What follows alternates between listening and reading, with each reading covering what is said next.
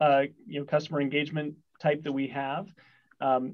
There we really host our top strategic accounts. So it's C-level and kind of one click down of our largest accounts. We also have some exceptions to that if we're have a new customer or like a strategic compete deal or something like that. But generally, priority is given to our top strategic accounts with a large opportunity on the table. About how many of those are there?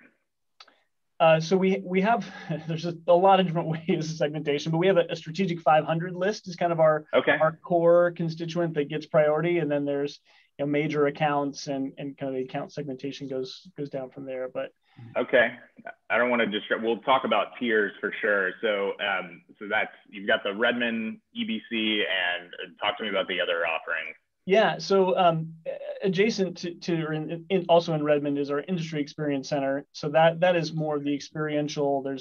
It's a 25,000 square foot warehouse that has lots of industry relevant immersive experiences. So that's generally it's a part of the Redmond executive briefing.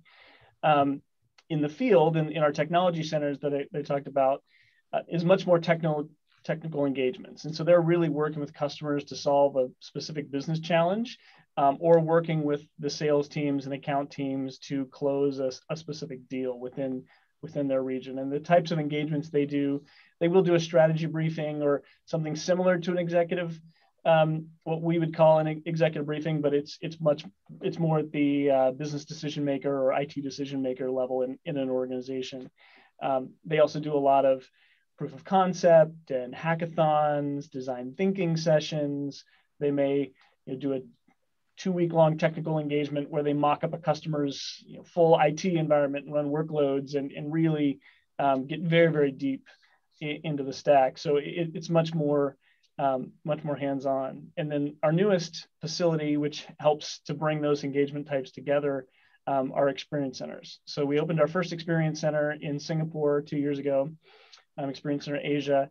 And so that has a full functioning technology center, but also adds that executive briefing engagement type and the immersive experiential tour. So it has some of those industry immersive experiences as well.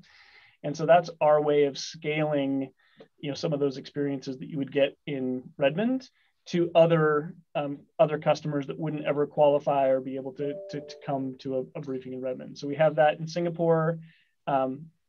Chomping at the bit to open Silicon Valley and Mountain View. That was supposed to open a year ago, but obviously that wasn't meant to be, so soon.